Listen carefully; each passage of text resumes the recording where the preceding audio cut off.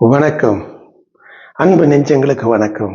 தொடர்ந்து இந்த வீடியோவுக்கு ஆதரவு கொடுக்கிறவங்களுக்கு மனமார்ந்த இதயபூர்வமான நன்றியை உங்களுக்கு நான் தெரிவித்துக் கொள்கிறேன். இந்த வீடியோவில் நாம் முக்கியமான ஒரு விஷயத்தை நம்ம பார்க்க போறோம். அனுதினமும் நாம் மறக்கக்கூடிய ஒரு மாபெரும் ரகசியத்தை உங்களுக்கு நான் சொல்றேன். அம்மாவின் கரங்களே நமக்கு எதிரியா? என்ன அப்படி சொல்றீங்க அப்படின்னு நீங்க கேட்கலாம். அம்மாவுடைய கைகள் நமக்கு எதிரியாக இருக்குமா அப்படின்ற தலைப்புல இந்த நாள் நாம் இந்த வீடியோவை பார்க்க போறோம். அதனால ஸ்கிப் பண்ணாம இந்த வீடியோவை நீங்க பாருங்க.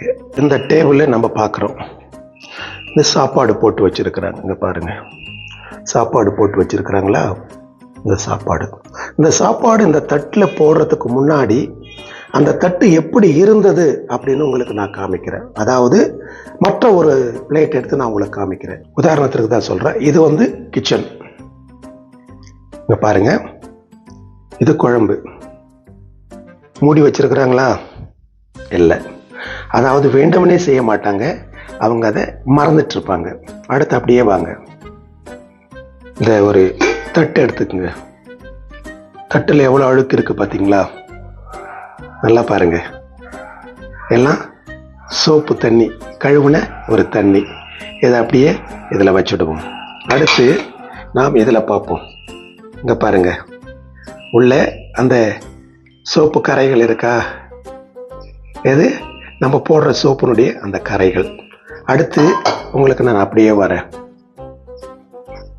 இதுதான் இந்த சோப்பு, அவங்க அந்த டப்பில் யூஸ் பண்ணுற டோப்பு. இந்த டப்பில் அந்த சோப்பு யூஸ் பண்ணுறாங்களா? இந்த சோப்பு பார்த்துக்குங்க. அடுத்து நம்ம அப்படியே வெளியில் போவோம். எங்கே போனோம்னா, எங்கே பாத்திரம் கழுவுறாங்களோ அந்த இடத்துக்கு நம்ம போவோம். இப்போ பாருங்க, இந்த இடத்துல பாத்திரம் கழுவுறாங்க இல்லையா? இது டேப் இருக்கு, பாத்திரம் கழுவுறாங்க. ஒருவேளை நம்ம அம்மா கழுவுறாங்களோ அல்லது நம்ம வீட்டு வேலைக்காரரை கழுவுறாங்களோ அதெல்லாம் நமக்கு தேவையில்லை. நமக்கு தேவை ஒன்னே ஒன்று, இந்த பாத்திரம். நம்ம வீட்டில் வேலை செய்கிறவங்க கூட ஒரு வேலை கழுவி இருக்கலாம், அவங்கள நம்ம குறை சொல்லக்கூடாது. அந்த பாத்திரத்தை பாருங்க, தெரியுதுங்களா? நல்லா ஜூம் பண்ணி காட்டுறேன் பாருங்க, எப்படி இருக்குள்ள சோப்பு இருக்கா, அழுக்கு இருக்கா? இதில் எவ்வளவு கண்ணுக்கு புலப்படாத பாக்டீரியாஸ் இதில் இருக்கும்ன்றது நமக்கு சற்று யோசித்து பார்த்தோம்னா நமக்கு தெரியும். சரி, அப்படியே நம்ம வந்து கிச்சனுக்குள்ளே நம்ம போவோம். கிச்சனுக்குள்ளே நம்ம கடந்து போகும்போது அந்த கிச்சனுக்குள்ளே இப்போது நம்ம எப்படி அந்த சாப்பாடு அவங்க போடுறாங்க அப்படின்றத நம்ம இப்போ பார்க்க போகிறோம். இது ஒரு ஜஸ்ட் உதாரணத்துக்கு தாங்க நான் சொல்கிறேன். தயவு செஞ்சு நீங்கள் தப்பாக எடுத்துக்காதீங்க. குறிப்பாக பெண்கள், சமையல் செய்கிற பெண்கள், அவங்க வேலைக்கார ஒரு வேலை பாத்திரம் நான் கழுவல, வேலைக்காரர் தான் கழுவுனாங்க அப்படின்னு சொன்னீங்கன்னா கூட தவறும் நம்ம கிட்ட தான் இருக்குன்றதை நம்ம புரிஞ்சுக்கணும். பாருங்க, இந்த சாப்பாடு ஆக்கியிருக்கிறாங்க. இந்த சாப்பாடு வந்து பார்த்தீங்கன்னா, இப்போ நம்ம ஒரு அந்த இது காமிச்சோம் பார்த்தீங்களா, அந்த இடத்துல இவங்க அப்படியே கழுவாம இதை ஆரம்பிச்சாங்கன்னா இது வந்து பரவாயில்ல, ஓரளவுக்கு அரிசி கழுவோம், சுடு தண்ணியில் இது போயிடுன்னு வச்சுக்கோங்க. இது நம்ம ஓரளவுக்கு இது பரவாயில்லை, இதுக்குள்ளே இருக்கு, இதனால் வழியாக நமக்கு எந்த ஒரு பிரச்சனையும் இல்லைன்னு வச்சுக்கோங்க. ஆனா இப்போ நம்ம இதுல பாருங்க, இவ்வளவு பிளேட் இருக்கு. இதுல ஒரு பிளேட் நம்ம எடுப்போம். இந்த பிளேட் எடுக்கிறேன். இந்த பிளேட் நம்ம சும்மா யதார்த்தமா இந்த வீடியோ போடுறாங்க. இந்த பிளேட்ல எவ்வளவு அந்த சோப்பு கரை, அங்க பாருங்க, சோப்பு கரை தெரியுதுங்களா? அங்க பாருங்க, அது வெள்ளை வெள்ளையா தெரியுதுங்களா? மைனூட்டா பாத்தீங்கன்னா இன்னும் நிறைய உங்களுக்கு தெரியும். அப்போ இந்த சோப்பை இதுல என்ன பண்ணுவாங்கன்னா, டைரக்டா எடுத்து இதுல இருக்கிற சாப்பாடு எடுத்து இப்படி இவங்க போட்டுட்டாங்கன்னா இந்த சாப்பாடு நம்ம சாப்பிடுகிற பொழுது என்ன ஆகும் கொஞ்சம் யோசனை பண்ணி பாருங்க. இப்போ இந்த சாதத்தை நாம் இதுல போட்டுட்டோம், இந்த தட்டுல போட்டுட்டோம். இந்த தட்டுல அதுக்கு அடுத்து வச்சு நம்ம மூடிட்டோம். இது ஒன்றும் பிரச்சனை இல்லை. ஆனா இந்த தட்டுல நம்ம இப்போ இந்த குழம்பு ஊத்தி இப்போ நம்ம சாப்பிட்டோம்னு வச்சுக்கோங்க. இந்த இது பண்ணும்போது கூட பிரச்சனை இல்லை. ஒருவேளை பாக்டீரியா சோப்பு இருந்தா கூட இந்த சுடு தண்ணியில கொதிக்கும் போது ஒருவேளை பாக்டீரியா செத்து இல்லை, ஆனா சோப்பு இதுல கலந்துரும். இந்த சோப்பும் பிளஸ் இந்த குழம்பு எப்படி காரம், உப்பு, மிளகாத்தூள், மஞ்சள் தூள் எல்லாம் மசாலா எல்லாம் நம்ம கலந்து நம்ம உள்ள போகுதோ, அதே போல் அந்த சோப்பும் இதுல ஒரு ஜஸ்ட் ஒரு 99.9% நம்ம சாப்பிட்ற உணவாக இருந்தாலும் 0.1% இதுல அந்த சோப்பு அந்த கரை இதுல இருந்து நம்ம வயிற்றுக்குள்ள போனா நம்ம வயிறு என்னத்துக்கு ஆகுது. இந்த தட்டுல ஏற்கனவே நம்ம பார்த்தோம், உள்ள நிறைய அதாவது அந்த சோப்பு அழுக்கு இருந்தது நம்ம பார்த்தோம். ஆனா அது கண்ணுக்கு தெரியாது. ஸோ இதுல இருக்கிற சோப்பு, இந்த சமைச்ச இந்த சாப்பாட்டுல இதுல வந்த இந்த சோப்பு, இந்த மூடிலிருந்து உயர அந்த தண்ணி, ஆவி தண்ணி, இது பிளஸ் பாத்தீங்கன்னா இந்த குழம்பு பிளஸ் இந்த தட்டு சாப்பாட்டு தட்டு பிளஸ் இந்த தட்டு எல்லாம் கலந்து நம்ம சாப்பிடும்போது இது டைரக்டா இந்த சோப்பு நம்முடைய வாய்க்குள்ள வருது. இப்போ இதை நம்ம எடுத்து கலக்கி இப்போ இதை எடுத்து நம்ம சாப்பிடுறோம். இது டைரக்டா நம்ம வாய்க்கு போகுதா இல்லையா?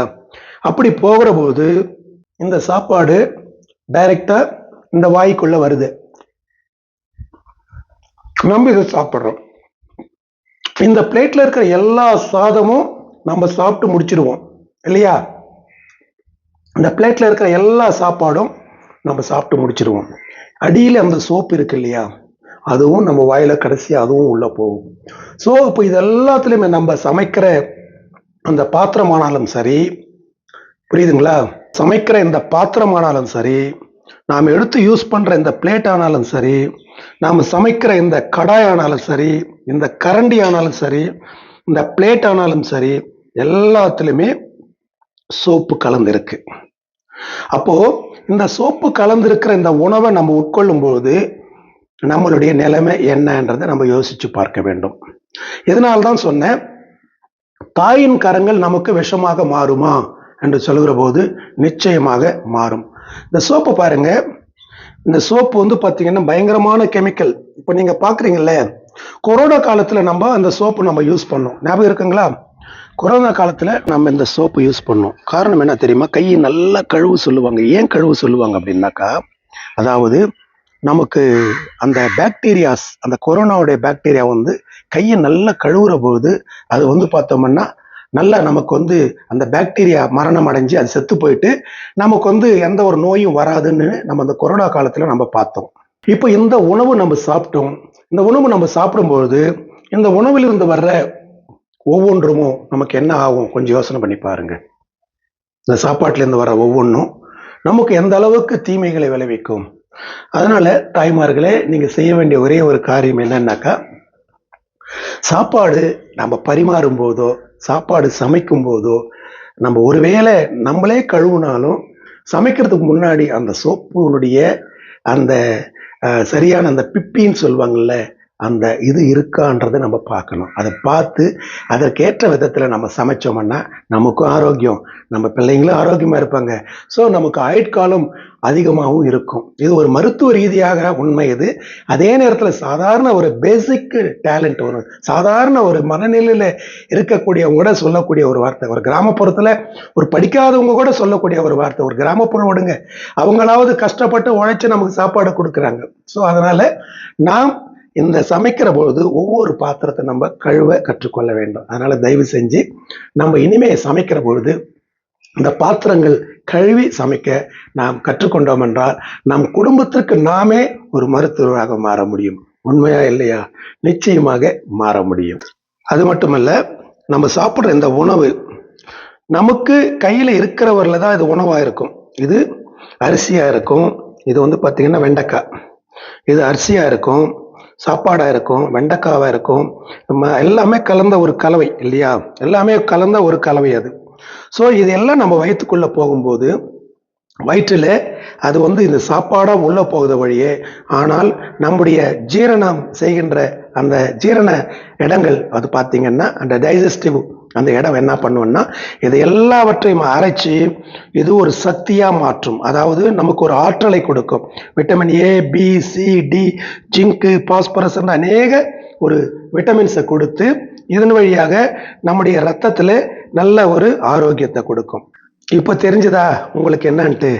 நாம் செய்கிற ஒவ்வொன்றுமே நமக்கு வினையா மாறுது. அதனால தான் நம்ம உடல்நிலை சரியில்லாமல் நாம் வந்து ரொம்ப கஷ்டப்பட்டுக்கிட்டு இருக்கிறோம். தயவு செய்து இனி வரக்கூடிய நாட்களில் இருந்து ஒரு சின்ன ஒரு தெளிவுக்காக தான், ஒரு விழிப்புணர்வுக்காக தான் இந்த பதிவை நான் போடுறேன். ஸோ நான் உங்களுடைய மனசு புண்பட்டிருந்தா என்னை மன்னிச்சிருங்க.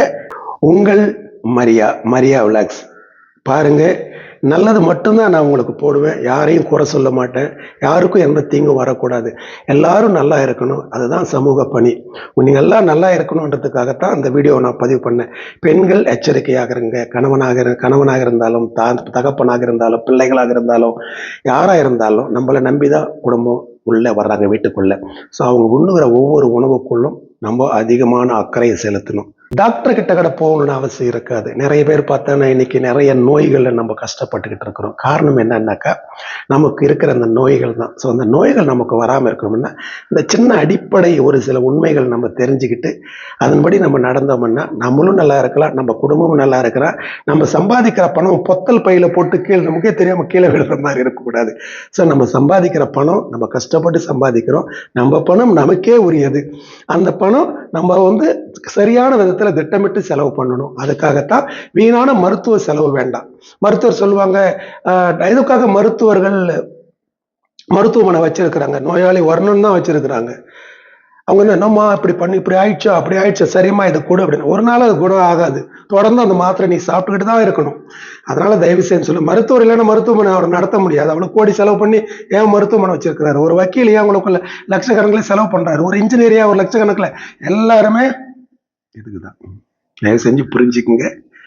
இது ஒரு அடிப்படை ஒரு அறிவுரையா எடுத்துக்காதீங்க. அன்பு சகோதரனுடைய ஒரு ஆலோசனையா எடுத்துக்கிட்டு இது செயல்படுங்க. நன்றி, வணக்கம்.